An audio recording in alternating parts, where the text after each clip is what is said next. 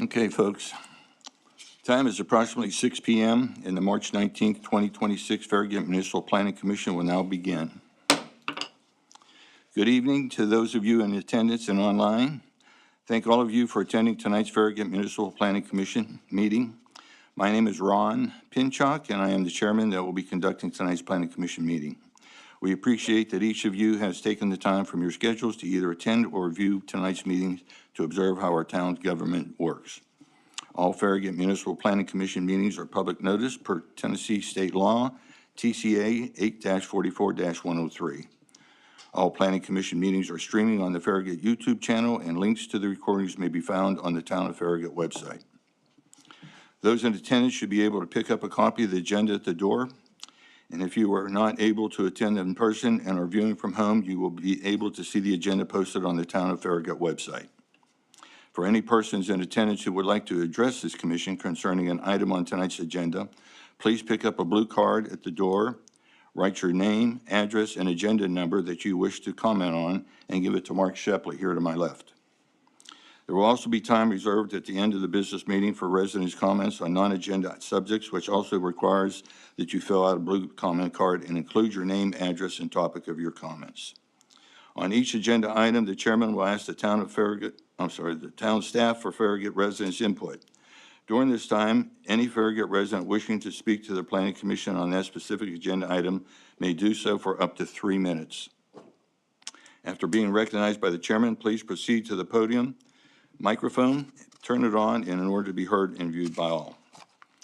To conduct efficient business-like meetings, the town has adopted rules for how its meetings will be conducted. Primarily, these rules are designed to keep the meeting progressing along, assure that all points of view are heard and considered, and to provide common courtesy to everyone. We ask that you observe the established meeting rules when addressing members of the town staff and/or members of the Planning Commission. At the beginning of your presentation, please state your name and address for the record. We ask that you address your questions to the chairman. If necessary, the chairman will call on a commissioner or a staff member to address your questions or comments. Once you have given your input, please return to your seat. We ask that persons speaking avoid the use of improper language and profanity. Please also address the agenda issues. Speakers should strive to present original viewpoints and avoid redundancy. We ask that you also stay on topic of that specific agenda item. Everyone, please remember, we are here tonight doing the people's business, and it's a very important responsibility for all of us. Now, I ask that if you're able, please stand for a moment of silence for prayer and reflection, and to be followed then by a recital of the Pledge of Allegiance to our country's flag, led by Mayor Williams.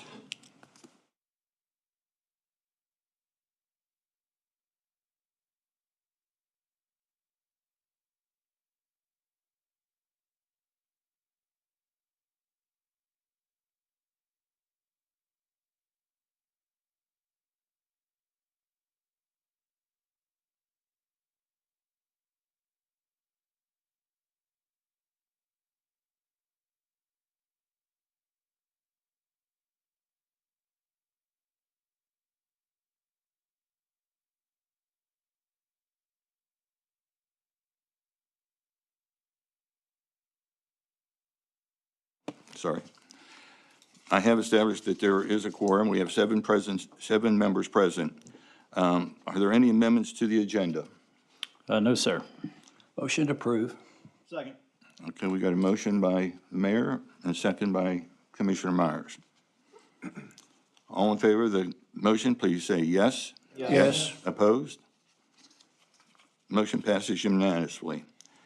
All right, are there any amendments to the minutes from the February meeting? No, sir. Motion to approve. Second. All right. Mayor made the motion and Commissioner Devlin made the second. Are there any changes or questions or comments from the commissioners about the minutes? All right, if none, all in favor of the motion say yes. Yes. Opposed? No? I abstain. Okay, we have 6 members that have voted yes. What? I abstain as well. And 1 abstention. Two. Oh, 2 items, sorry, I didn't hear the second one. You got that, Mark?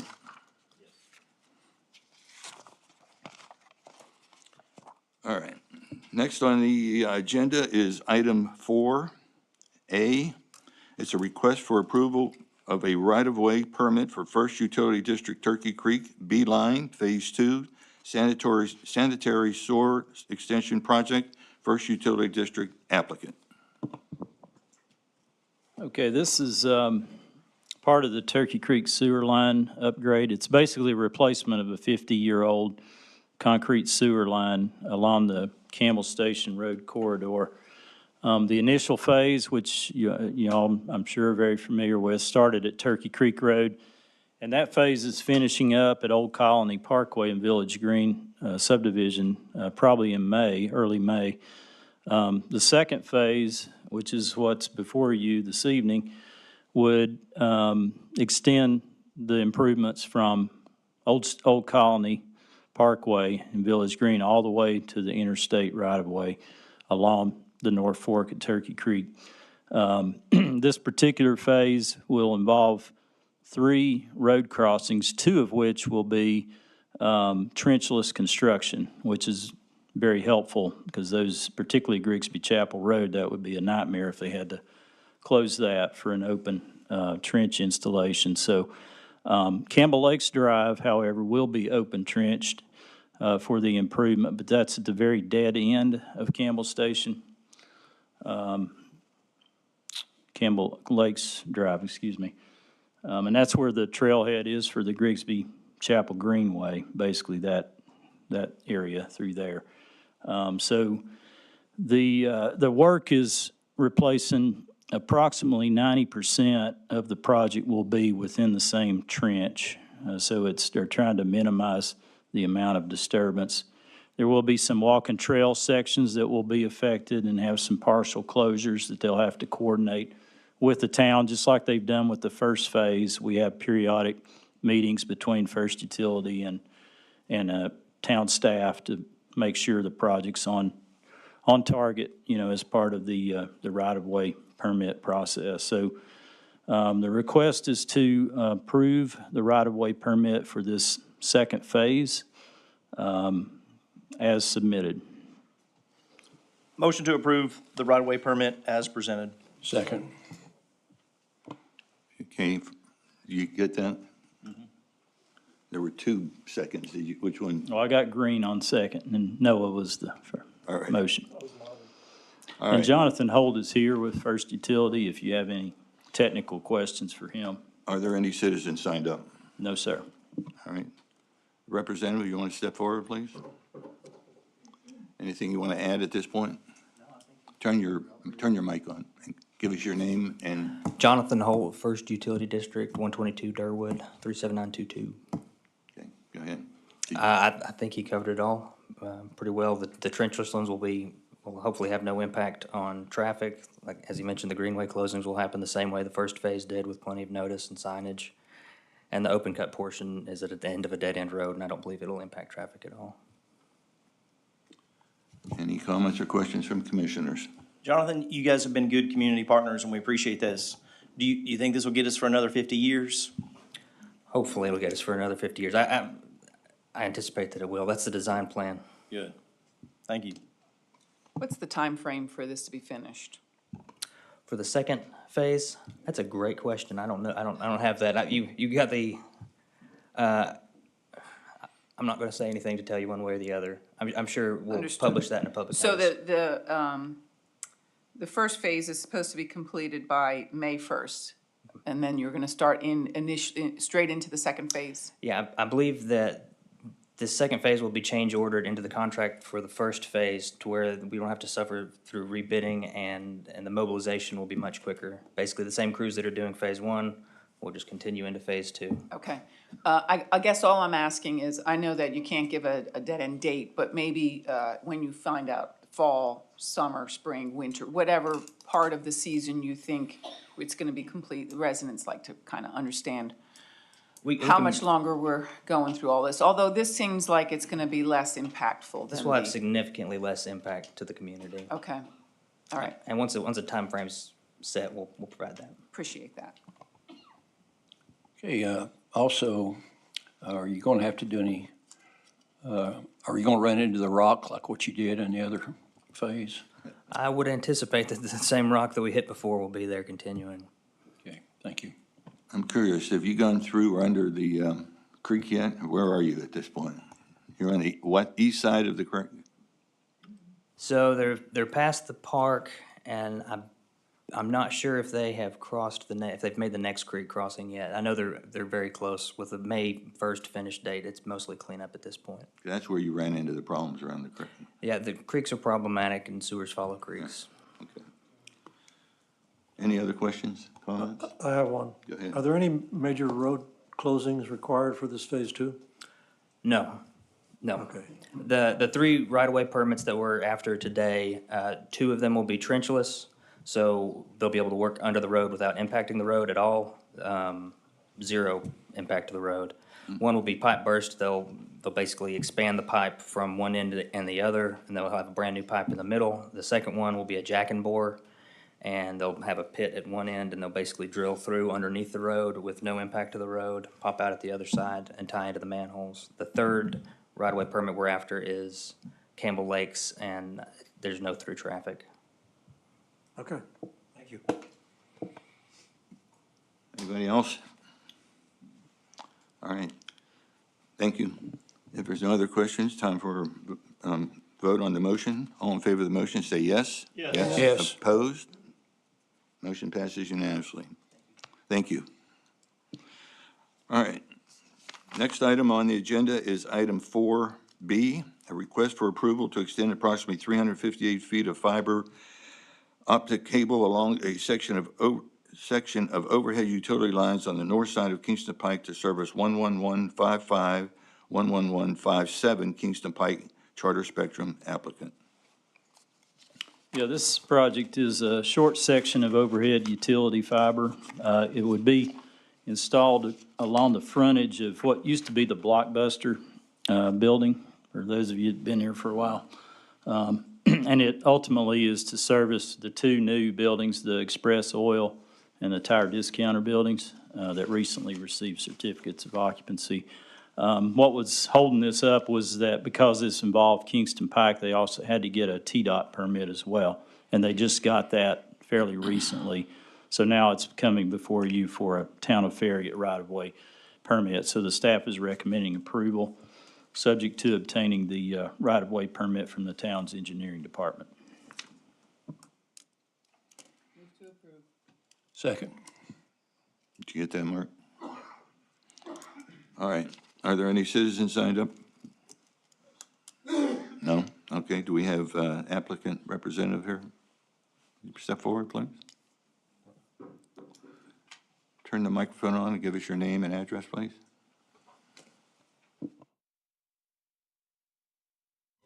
All right. James Chrisman, Spectrum, address 1774 Henry G. Lane Street, Maryville, 37801. Anything you'd like to add, what's been said so far? No, it's all pretty basic, I believe. Just a couple spans, I believe, aerial, so. Okay. Comments or questions from Yeah. staff? Who's doing the installation? What company? Mostec, Mostec? yep. Okay. Anybody else? Yeah, I have a question. One of the drawings here shows 3 underground, just barely underground, surface level structures, and I can't quite figure out what it is. So it's something like, maybe it's cathodic protection? Well, unfortunately, I'm not the person that's over this project. It's on vacation, so I was told like 2 filling hours in, ago huh? to be here, so. It says below existing grade. I was curious of what it is there. It says 100-foot coil, 100-foot coil, 100-foot coil. Does that mean anything to you? It does not. All I know is it's 2 spans of aerial. They might have some slack span, or slack. Can you bring up this drawing here? Well, yeah. They have to go underground for where it comes into the overhead. To splice That's probably up. what that's talking about. Yeah. So there will be like, pedestals for that, where it comes in from an underground feed to get up to the overhead. So that's probably what that's referring to. Kind of what we've got on Turkey Creek and a variety of other places where, Okay. Yeah. where they have that. Thank yeah. you. But it's minimal as far as what's underground for this particular extension. It's mostly just aerial. Yep.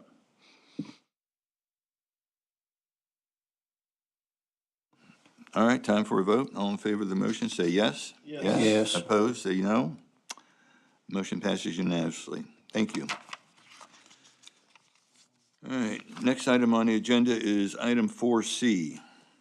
Discussion and public hearing on a site plan for an open-air pavilion for Farragut Christian Church located at 138 Admiral Road, zoned R1, Johnson Architect applicant.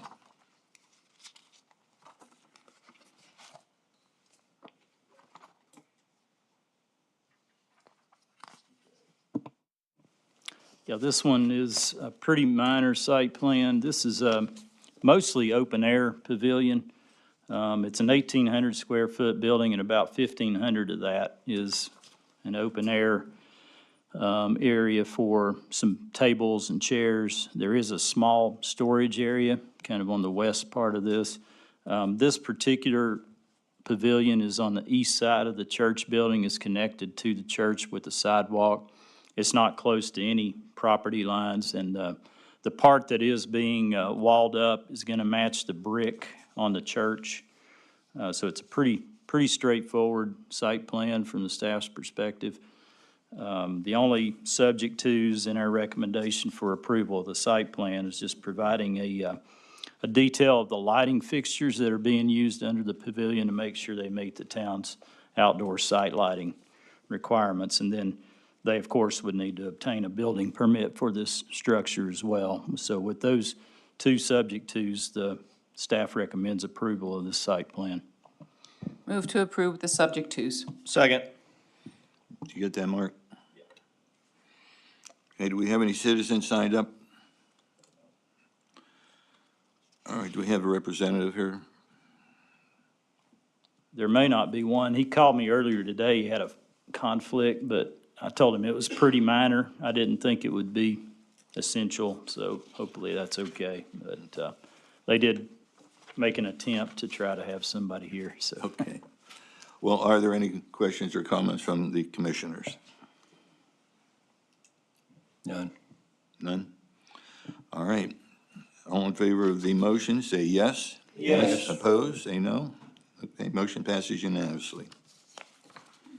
Next item, 4D. Discussion and public hearing on a site plan for a preschool playground at the Concord United Methodist Church located at 11040 Roan Drive, zoned R2, Cannon and Cannon Incorporated applicant. Yeah, this particular site plan is another minor one. It's for a preschool play area that's associated with a children's wing addition that was recently approved by you all through a site plan, and then there was a landscape plan that was approved by the VRB recently for that aspect of the project. The area is, if you've been out there, it is existing. There's a lot of tree cover there that will have to be taken out, unfortunately, but that was taken into account as far as replacement trees as part of the landscape plan that was approved for the children's wing addition. So the rest of the project is like I said, pretty straightforward. There's quite a few amenities that are in the play area, different sections of play area for different aged children.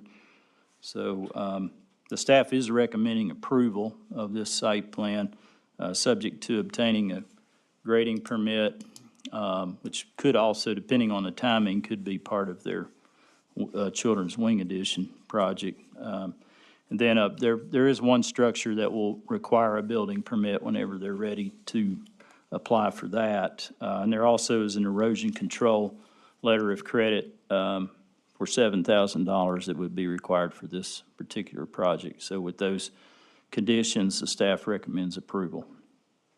Move to approve with the subject twos. Second. You got that, Mark? Okay, do we have any citizens signed up to speak? No, sir. Do we have a representative from Cannon and Cannon here?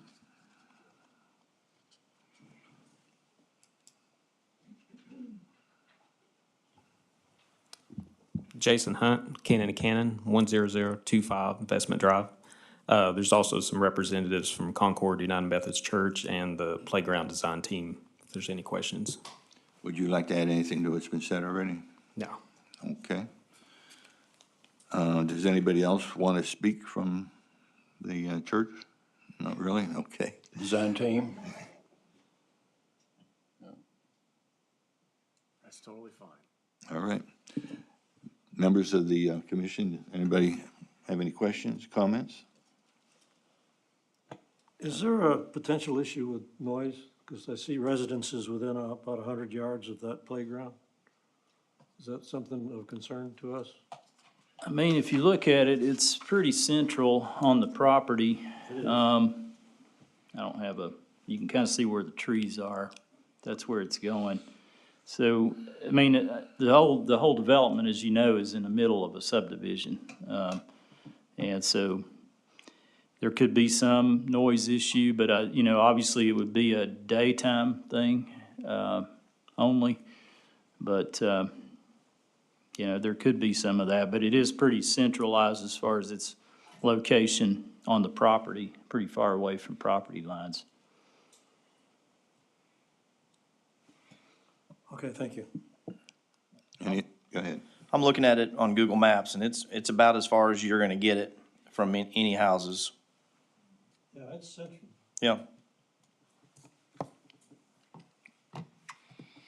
Okay, if there's no further comments or questions, it's time to vote. All in favor of the motion, say yes. Yes. Opposed, say no. Motion passes unanimously. Thank you. All right, next item on the agenda is, let's see, 4E, approval of resolution PC-26-02, a resolution to amend the Farragut Code of Ordinances, Appendix B, subdivisions, Article 4, development prerequisites to final approval, subsection A, required improvements, 10 street name and traffic signs to provide for clarity on the maintenance of alternative support posts and/or street or traffic signs. Okay, this particular item has probably been needed for a while, frankly. In our subdivision regulations, that's where you have the requirements for new infrastructure, most of which is ultimately taken over by the town for maintenance. One of those things in there currently is street name and street traffic signs. And those are ultimately taken over by the town for maintenance. There's a standard post that's provided for in the regulations and a sign detail that you have to follow. But there is an allowance for a developer to have an alternative post and even a sign face as long as it still meets the MUTCD requirements and has the blue background like the town requires. But, when this has been issued in the past, when this decision's been made, there's been a little lack of clarity as far as, you got a decorative post. So is the town now responsible for finding a decorative post if a street sign gets hit by a car and has to be replaced or there's a maintenance issue with it? So the purpose of this resolution and the language on the screen is the language that the town attorney inserted some changes to in red. But the purpose of this resolution, PC-26-02, is to address how these alternative support posts and street name and traffic signs will be maintained so that it's real clear that those have to be maintained by the homeowners association if they choose that type of option.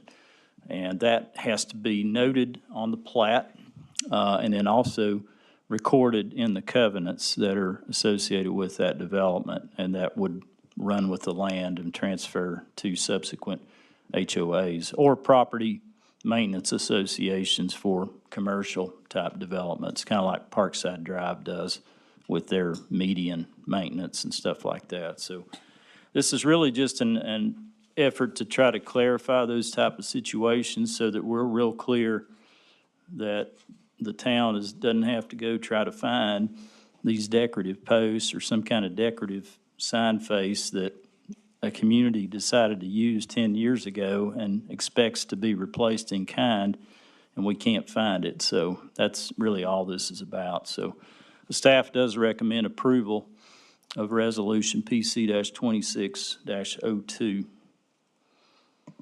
Move to approve. Second. Did you get those, Mark? Okay, any citizens signed up to speak? No, sir. Okay. Do the commissioners have any comments or questions? I think it's a good thing because we've had in the past where there was a gentleman up at Dollywood that made these cast aluminum signs, and he died. And nobody knew what happened to the moles, and there was no way to resurrect this. And so here we were trying to scramble and find something to go back in its place when somebody would steal them, or they'd get hit by a car or truck or whatever. And a lot of times it was totally impossible to do. So, yeah, this is a long time coming right here. That's all I'd I like got. to add just a little bit. I like that we're allowing the individual neighborhoods an opportunity to personalize their neighborhoods if they see fit, as long as they're willing to understand that they need, if something happens to it, it's on them. Because we do have some neighborhoods that do prefer to have a traditional or a different. I think Fox Den has something, and Concord Hills has a special little guy on their signs, and I think that adds some personality to some of our neighborhoods, so I appreciate this. I have a question. Mark, this sounds like a really good idea, but if the HOA is negligent in repairing a downed sign, for example, what is our remedy to make sure, for example, a stop sign? That's kind of serious. If the stop Well, sign we'd is have to down. put up something temporarily for safety reasons, but then ultimately, they are gonna be responsible for replacing it with the decorative support post or whatever they ended up having Or in the leaving original. our sign. Or leaving our sign, yeah. Yeah, that's true. So when it became, if it's a safety issue like that, obviously, we wouldn't wait on somebody to order some special sign that might take weeks or months to get. So we'd have to just put up the regular post in the interim. Okay, that sounds fine. Yeah, we've done that with stop signs. There's been some of the neighborhoods that had them on those special poles, and they get knocked over, and then they would never do anything, because some of these HOAs are all but broke.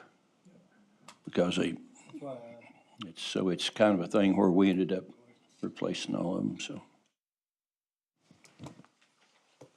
Any other questions or comments? All right. All in favor of the motion, say yes. Yes. I say opposed. Motion passes unanimously. All right, we are now on item 4F.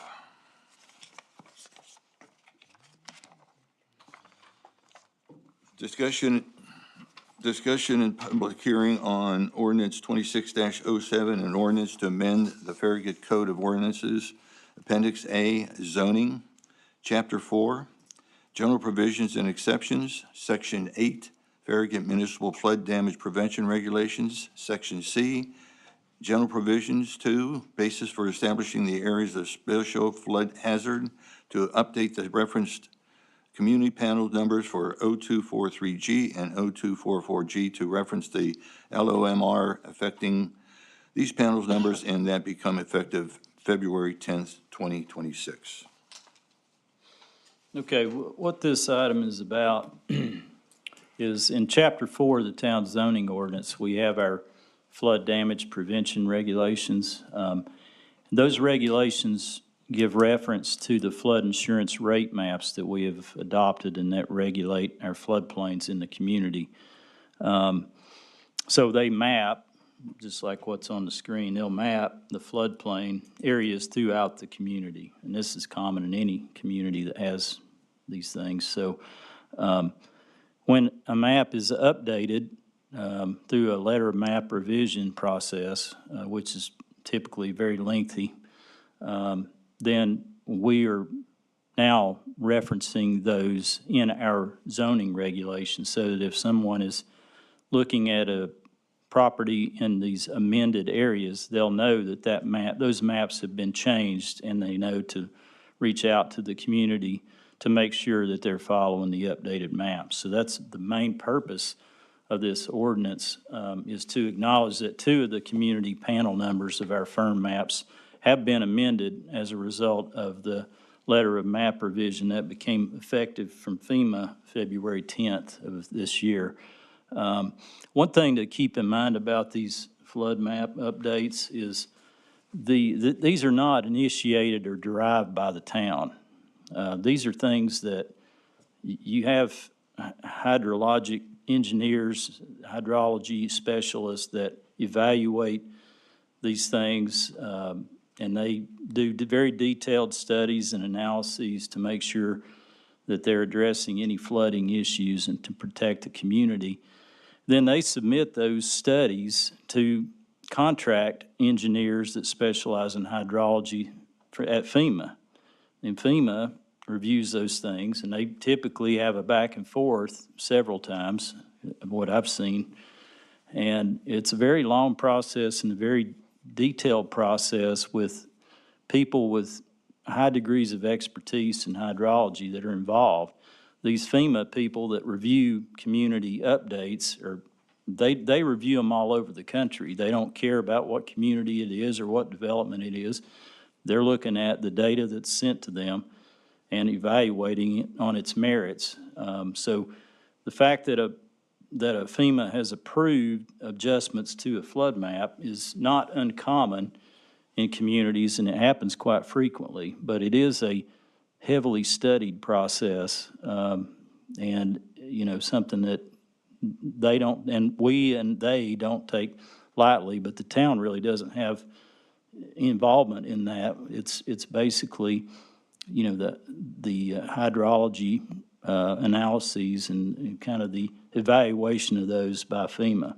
So just wanted to be clear about that, because that's the case with any letter of map revision. Is typically, we have to sign off on them, but we're not the ones that have the expertise in analyzing or evaluating or doing anything throughout the process of how that comes about. If y'all have any questions, I'll try to answer them. If you have technical questions, we have somebody here that can probably answer that as far as how this latest LOMAR, the process worked and what they had to go through to get to this point. Again, that's kind of an overview of this particular item. Do we have any citizens? No, we need a motion, don't we? Motion approved. Second. Okay, do we have any citizens signed up? No, sir. Any comments from or questions from the commissioners? Mark, you may not know the answer to this, but did the changes increase or decrease property use around the streams? In other words, did people lose property that they could have utilized, or did it get worse or better for property I owners? may ask Jeff to speak to that, but I think it was a net more developable land, but he can speak to that. There were a couple of areas where that was the opposite, but as I understand it, but mostly it was a net more Okay, just land curious. that could be used. Just curious, thank you. Yeah.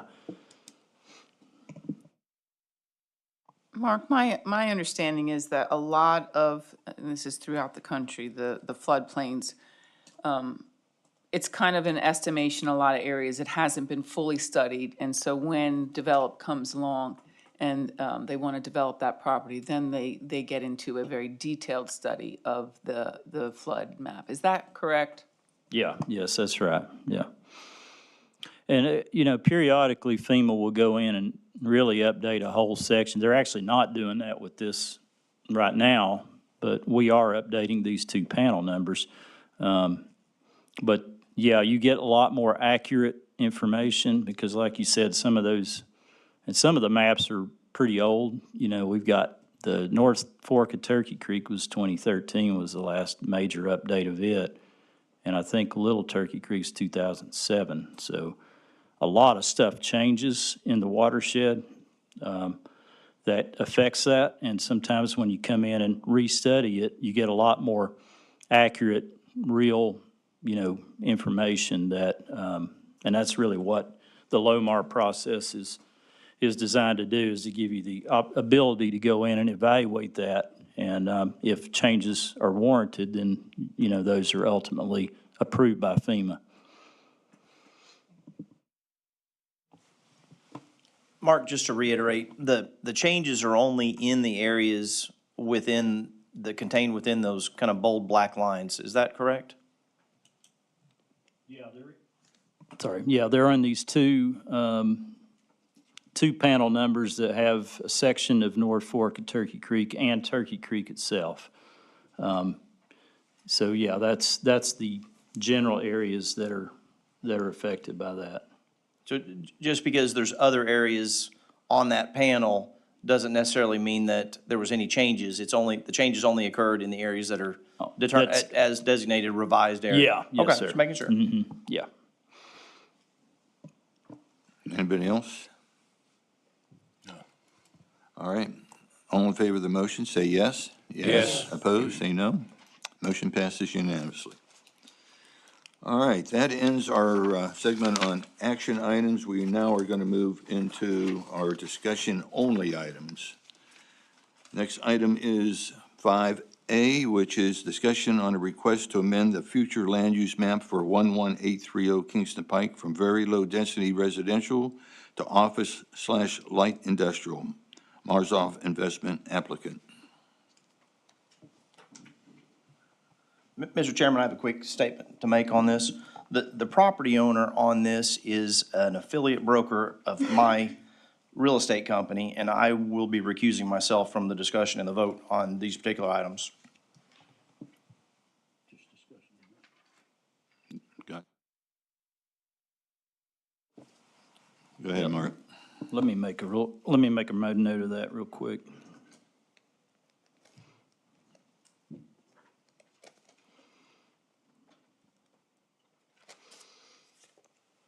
Okay, on these, actually, obviously, these next two items are related to each other. The first one is an amendment request to the future land use map. I got the area in question on the screen there. That's really for the address location of 11830 Kingston Pike. Of course, the future land use map is not a property line map, so it's just that general area. And the request is to change that from very low-density residential to office light industrial. This area, that parcel now, has historically been used for both residential and office purposes. Most recently, it was used as an insurance office for several years. And there's actually a small parking lot on the south side of the existing building, which is a 70s rancher, again, that was most recently used as an office building. To the north of this, you have a parking lot for two other office buildings, and those are actually on properties zoned commercial, but on the future land use map, they're designated as office light industrial. The parcel in question is part of a larger tract that back in 2020 was rezoned from office to general single-family residential. So it had been office in the past, and then it got changed back to residential. And then the owner at the time, and still the current owner, divided that original parent tract of 1.8 acres into 3 lots. The northernmost lot is a little bit over an acre, and that's the one that is the subject of this future land use map amendment request and the zoning map amendment request. The other 2 parcels are not part of that. So the intent at the time in 2022 and with the rezoning in 2020 was to provide for 3 residential lots. So, there's some language in the application talking about reusing the building and what they're going to do with the building. And that's all fine, but from the staff's perspective, the real question with any time you amend the map, either the future land use map or the zoning map, is whether what they're requesting is appropriate, for that area, for given the surrounding context. So, you do have a parking lot to the north, but the rest of the parcel is surrounded by single-family residential. There is the church parking lot to the east, but again, a majority of the lots that abut this are either single-family homes or a lot, or the two lots that were platted in 2022 that would be available for the construction of single-family homes. So, again, I can review some of the zoning things under that item, but I just wanted to give you a little overview of the history of this a little bit. And that's the plat on the screen that was created in 2022 after it was rezoned. And that northernmost tract is the one that they're requesting to change. So, let's see what else. That's another area image. This is an image from the future land use map. The kind of aqua color is the office light industrial.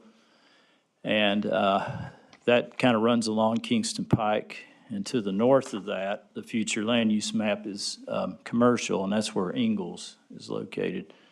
Mark, is that the proposed request, or is it now currently That's the designated? proposed request. It's What she's designated- got on the screen is the proposed. Right now, it's designated as very low-density residential. Yep, just like all the area to the south and to the west. So basically, we originally, at the new property owner's request, to build housing on that property, then we rezoned it at his request in order to where he could build housing on the property. Is that correct? Yes, sir. Okay, thank you. Okay, we have a representative here. You want to step up? Turn your Just microphone. real quick, what month was that? Do you have any idea when that happened in 2020? It was 22. He said 2020 in the write-up. I think the plat was 22, but I think it was rezoned. The rezoning was in 2020, and then the plat was in 2022. I don't know the month exactly. That's how I remember it. I knew there was a time difference after the rezoning. So I do have one person that signed up to speak on this, whenever you want to do that. Well, we should listen to Okay. the citizen first. I'm sorry. We're going to listen to the citizen first. Jeff Marzoff. Excuse me, we're going to listen to the citizen. Oh, I thought, He is a citizen. Oh, I thought he was. He's the applicant. Okay. Processes, we're going to have, listen to the citizen first. So I'm sorry, I'll bring you up in just a minute. Who? So I do have one signed up, Mary Ellen Brennan.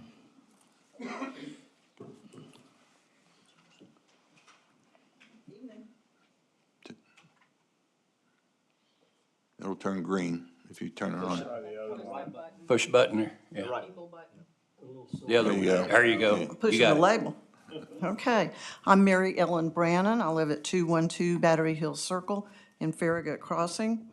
I just would like a little clarification. I don't really have an issue with what's being requested, but I would like a little bit of an understanding, if you can help me with that. If you look at the plat page, which I think, Mark, was 70 out of 78.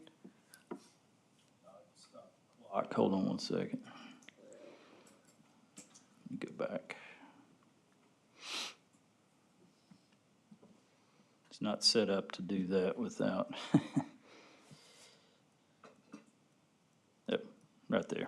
That's good. Okay. Okay, you can, if you will look at this, there is a small road that comes around a portion of that property, and the Turner Construction is the latest that also abuts that small road through there.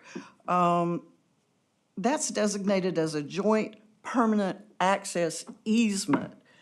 I'm not sure I quite understand that, or who is the joint and who is responsible for that road through there. There's no signage on that road, so I don't necessarily think it's the responsibility of the town, but I really don't know. I think it's a driveway, if I'm not mistaken. Yeah, what that is, and I've raised that question to the owner and the applicant, is for clarification, but if you look at I don't know if let me see if this other image. So the actual access into that lot is off of this joint permanent access easement. Correct. And that It's a access drive through easement there. it's common to have those, and it's in favor of this lot, obviously, where Turner Homes rebuilt, and then back here, the Michael Bates Building. And then, as far as I can tell, and an applicant can speak to this better, but I think this tract also has legal access to that joint access easement, because it's a public access easement that services more than one property. So therefore, it Okay. is a platted access easement. And my understanding is that it is covered in their covenants that this particular lot, Lot 3R1, has rights to that access easement. And from a staff's perspective, we wouldn't want or recommend a new access onto Federal. We would like for them, if they're going to do that, to keep accessing it through the joint access easement. Now, the two house lots on Federal that are platted would have an opportunity to have an access, just like all the other single-family houses along Federal. But that particular lot, the staff's recommendation would just to be continue to use that access. And I think that's the applicant's intent, is my understanding. He could speak to that, but hopefully that helps clarify that a little bit. It does, and as some of you may know, that where that that easement runs into Federal Boulevard, that's kind of getting to be a gnarly little place right there with the medical office, the church, the school, and Farragut Crossing. So, yeah, my hope would be that they would continue to use the little drive that's off the easement rather than another one onto Federal, so. To my recollection, that easement was the driveway for that insurance house, which is there on the corner. That was my memory of that, so, originally. Yeah, it's been an access point to that former office building for years. I don't ever recall an access actually separate onto Federal for that. Yeah, we've been here 17 years, and it's always been that drive off the easement, so, and that's fine. I just wanted a little clarification on that, so, thank you. I was you. here when both of them were built, which the one on the corner down there was Charlie's, I believe, if I remember correctly, and I remember that driveway being there, going back to that little house, that little rancher back there. All right, is anybody else signed up? All right. You're up. Sorry about that confusion. Thank you. So my first time doing this, I thought I'd just give you kind of an idea. We need your name and address. Yes, sir. Jeff Marzoff, 2967 Cardwell Chapel Road, Lenore City, 37771. Thank you.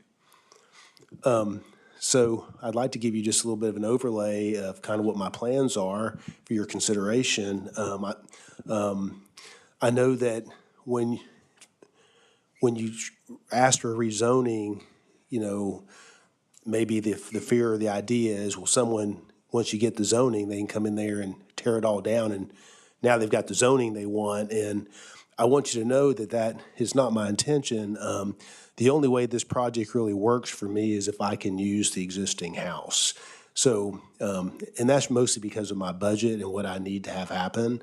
So what my goal was is to take basically this one piece of property that used to be zoned commercial when it was State Farm, and actually the whole piece it was a lot more. I'm just trying to get the front part now rezoned and then repurpose that house. It's a very old dilapidated house, 1960s style brick house, and basically gut it, put a new roof on it, outside it, make it really charming, southern charming little house. And then basically, there's already a little parking in the back, like Mark said. I think the code says I have to have at least 8 parking spots for a little building that size, so make sure, I have a little handicap spot and things like that. But basically, just repurpose it for a little financial planning. I've been in the wealth management business for 37 years. I'm very established. I've been renting off Cedar Bluff for 22 of those 37 years. I've been in the same spot. I'm not somebody who jumps and jerks around, especially when it comes to my business. And so I'm not looking, for this to be a short-term thing. I'm looking to make an investment and be a good community partner with the town. I have basically right now 3 employees plus myself. We have about 2 office meetings a day. On average, sometimes we have none, sometimes we have 4, but 4 is too many. We like to have about 2. So what we're talking about is maybe 4 employees during the week, Monday through Friday, coming, and then maybe a couple cars coming in and out for client meetings would be, and my goal would be to use the permanent access. I see no reason to use federal. Our kids go to and have gone to Concord Christian, and like the citizen said a minute ago, a lot of people cut corners and come through there. It's busy. So I don't think that from a traffic or from a density standpoint, for what I plan to use it for, is really going to be much more than what a house would be, quite frankly. But I understand that's what I plan to do. I can't tell you down the road if I sold it what somebody might use it for. But you really can't get more than about 5 offices in that. I had a builder look at it. So even if my business grows, I don't think I'm going to be able to get more than 5 employees in it, and plus just the office stuff. So it's not really going to be and it's not a retail space. Like, people come to us, it's like a CPA or a lawyer's office kind of deal. It's not like a high turnover like a TJ Maxx, or where people come to buy stuff. They come to us for our advice and whatnot. So I think that it could be charming. I think it could be a really great little spot. I looked at this property in 2018. I couldn't afford it back then. And now, because of real estate prices, basically the contract says I'm paying more for it now for the house in that little sleeve than I could have bought it off for in 2018. So I guess I should have bought it then, and I wouldn't have had a zoning, to ask for the zoning permission because it was already zoned. But in any case, that's kind of my dream. That's kind of what I'm after. I think it's a good purpose for the building. And from a residential standpoint, that little 75 feet that juts over to Federal, it's really too narrow to do much on, quite frankly. You couldn't really build a house on 75 feet because you got setbacks and whatnot. You could maybe, and so I don't think that it's going to really impact anybody in the subdivision at all. And so I know when someone says rezoning, everybody panics, like, what are they going to put in here? But I honestly don't think it's going to be any issue for anybody in the subdivision. I think it's going to be, if nothing else, a repurposed building, and hopefully we'd be a good community partner for the town. That would be my goal. Comments, questions?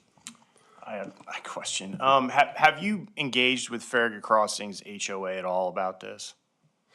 Well, I haven't, and I'd be willing to talk with them if they had an issue with it. I know the citizen here, I talked to her on the way in, and I think part of that is I know they're probably concerned. I guarantee you somebody's concerned about this, because I would be, because it's the fear of the unknown. There's definitely people concerned. Yeah, but at the end of the day, because of the traffic and because of the nature of what I plan to use it for, and I'm not going to put anything but just repurpose what's already there and make it nicer, I don't think that there's anything realistically that they have to fear about what I intend to do with it. But the perception at first is, oh my God, what's going to happen here? Somebody going to put a Wendy's back here, or what's going to happen? And that's kind of where people will go. And I understand your predicament of trying to hear people's complaints and try to make a judgment, for that. So if you feel like if that's something I need to do, I would recommend it for sure. Okay. Reach out to them, try to see if they can have set up something for the community where they can come talk to you so they can hear what we're hearing tonight. I'd be happy to do that if they feel, if it's beneficial, and if nothing else, it would put their fears to rest, I hope, would give them some peace.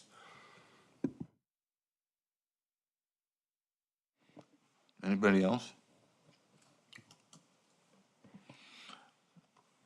I think the one concern is, if somewhere down the road you turn that over to somebody else, what would they do with that space if it's rezoned? So I think, Rezone, are we gonna, because I have comments about the rezoning that's more than fine. I do about the land use plan change, Yeah, but that's they come- fold in together. No, we can do that if you want. I know with the rezoning, let me go a little bit to that, because since it's just a workshop discussion, I don't guess it matters. But the area to the north is, as I mentioned earlier, is zoned general commercial, and everything around this parcel is now zoned R2 to the south, east, and west, or the church is R3. But anyway, one of the things with this, with the office zone, there is a required 25-foot buffer where the parcel abuts property that is zoned residential. Now, whether, that would come into play with just reusing the existing building, I think is something would need to be evaluated. But certainly if you rezone something, I wouldn't focus on the existing building that much. I'd just focus on the district and what the surrounding context is, and are there any impacts, does it fit in, those kinds of things. Because somebody could come in and tear that building down and build a brand-new 2.5-story office building. Now, Allowed in office one, 2.5-story? yeah, and so, now the thing is, it's barely over an acre, and there is that 75-foot narrow kind of frontage section. So really, you've got a very limited area. So whatever new building you might build there is going to be fairly limited as far as its size, and that's going to limit the parking as well. So I think if you were to even redevelop it, just given its size and its shape, its configuration, you're not going to end up with a super large building. So you just don't have enough real estate, and the configuration of the lot just doesn't lend itself to that. It couldn't be much bigger than what it is, could it? I don't know, maybe a little bigger, but Can I Finish on there. Well, that'd I been- that would- I would like to Park. say just a few things. I appreciate that you've spoken. I agree with what you're saying. This is not about this building, and it's not about what you want to use. It's about the potential, once it's zoned, someday you won't be there anymore. And then we've left behind something that has a potential for a lot more development on it than what it currently has. My concern is it's currently surrounded by 6 residential properties, and we've got a great letter from one of the residents who analyzed it very acutely and accurately. Once you rezone this and you've allowed office to come in where you have residential surrounding it, you are opening up the door for a precedent to do this elsewhere. Well, you let this happen here, so we can do it here.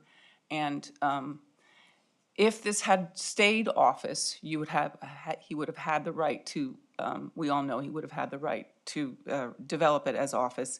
But it got rezoned. I think we made the right decision when it was rezoned. It was an appropriate decision to make, and we made it for the right reasons. And I feel very uncomfortable with returning back to the office zoning, given the layout of the residential that surrounds it. So that's what I'm struggling with. And this can be, it's an acre, 1.181 acres, and you can get inventive with your parking. It's, those are my concerns. I have 2 comments. First of all, what she said. Essentially, all the comments that she just made, or I agree with. The second thing is that your intent is to use that existing building for a commercial purpose. So you can't rebuild it as a residence. You gotta rebuild it as a commercial building with fire protection and access, wheelchair access, and all these other things that cost money. So I don't know if you've built that into your cost analysis or not, because you may find out that that's not gonna work anyway. It's gonna be so expensive, you're better off tearing it down and build a building. Ron, can you talk about that a little bit? Is there a lot of changes that are required, do you think, to make that into a commercial building? Yes, there is. Because you gotta have ramps and all kinds of Well, stuff. you're gonna have to now meet the commercial standards, and Mark can touch on the different ones that he feels it would be, that his code people would be looking at. Can I add something to that? Sure. So I'm in the process of doing a feasibility study on that building because I saw no reason to get it zoned and then figure out I can't afford it or I don't want to do it. And then I'd have to try to tear it down, and I don't want to do that because it's a lot more money to tear it down. I need to be able to use the house. So the builder I talked to, they came in and talked to me yesterday with the feasibility, and it is within my budget that I can make the numbers work to make it commercial, the bigger bathrooms, the entrances, the ramps, and all the things. And since we're going to gut the whole thing out, basically start from scratch, we can put the walls where we want and do all that kind of stuff. So I think that I think that I can do it. I think it's within my budget to do it. And just to speak to Ms. Pavlin's point, I think that, and Mark said this, but I understand your concerns about the precedent and what you're doing. And I don't disagree with that, by the way. I don't really like development. I think we got too many strip centers already. But I do think that the shape of that lot, even if someone down the road came in and tore that thing down and wanted to put a building there, it just doesn't lend itself very well to much more than what I'm using it for, quite frankly. I'm not saying somebody couldn't jam something in there, but it just doesn't make a lot of sense, quite frankly. It's the shape of the lot, you'd have to put it in that thick area. There's really not parking. I guess you'd have to put them down in the narrow strip. But it just, even the ingress and egress out of there is really not good for anything high traffic. And you wouldn't want anything high traffic in there. I agree with you. So I think that small business, little office there is a good use for the property, but I won't be around forever. I'm 60. I know that nobody lasts forever. Hopefully, I do have a succession plan for the business, and people want to buy it and would continue to rent that space and use it. But sooner or later, my hope would be it would wind up in someone else would want it for a small business office. But I'm not a fortune teller, and I don't know what somebody else could be, and I'm not going to sit here and tell you that they couldn't do that. You know very well they could. But I don't think realistically the property sets up well for that. It really sets up well. I think the best use is for what I plan to use it for. But, I don't know about what could happen. Anybody else? Mark, have you got enough information? Well, I would encourage what Commissioner Devlin said. You need to have a meeting with the residents of Farragut Crossing. Yeah, we may have someone from their organization here tonight. I see a lot of people in the audience that are, okay, right there. Yeah, if you don't mind, before I leave, I'd like to get your contact information.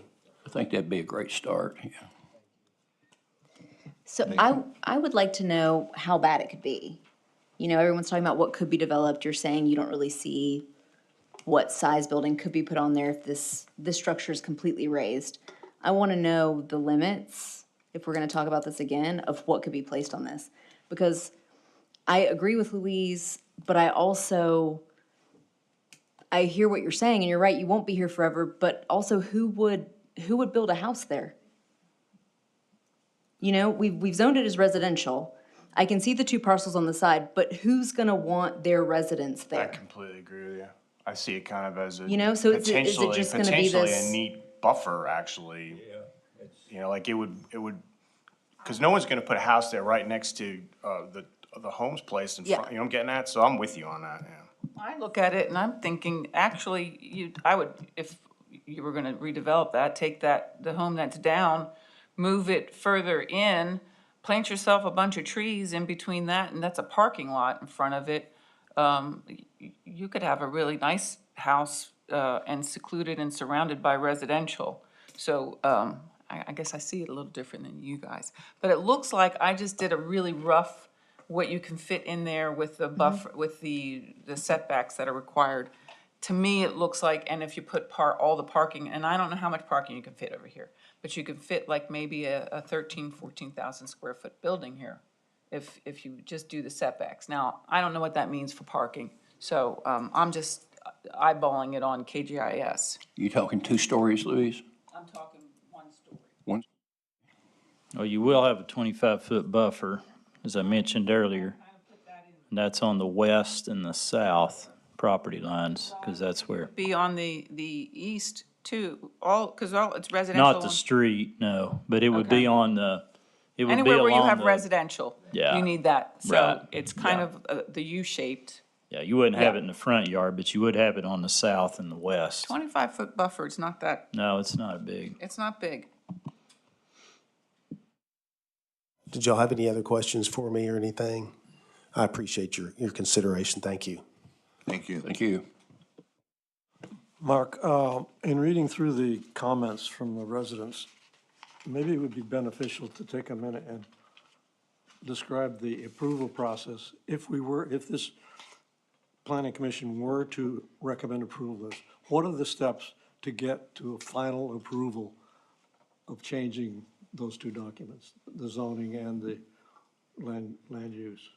Because I noticed I think they felt like we're gonna vote tonight, and, so a lot of people aren't familiar with the process. So could you take a minute to just walk through the steps so people understand that? Yeah, so you have 2 maps that this would be requesting to amend. The first one's a future land use map. And normally, anytime we amend either of those maps, we'll do what we're doing tonight, and that's called a workshop discussion. And that's just an introduction of what it is. We'll go ahead and post the property with a sign so that people know there's some kind of action, I think it says rezoning, being taken on the property. And with the future land use map, unless it's in the mixed-use town center, the change to that is completely handled by the planning commission. So theoretically, if it were ready for your all's recommendation in April, if you did recommend to change the future land use map, then it would be finished in that regard. For the zoning map, that is something that would ultimately have to go through the Board of Mayor and Alderman for 2 readings. So the Planning Commission will ultimately have to review that and make a recommendation to the Board of Mayor and Alderman through a resolution to whatever action you're recommending on the rezoning request. And then that, as I mentioned earlier, that'd be a separate meeting of the Planning Commission, April, May, whenever that is. And then it goes to the Board of Mayor and Alderman, and then they have to hear it at 2 separate sessions. So that's the general process for these map amendments.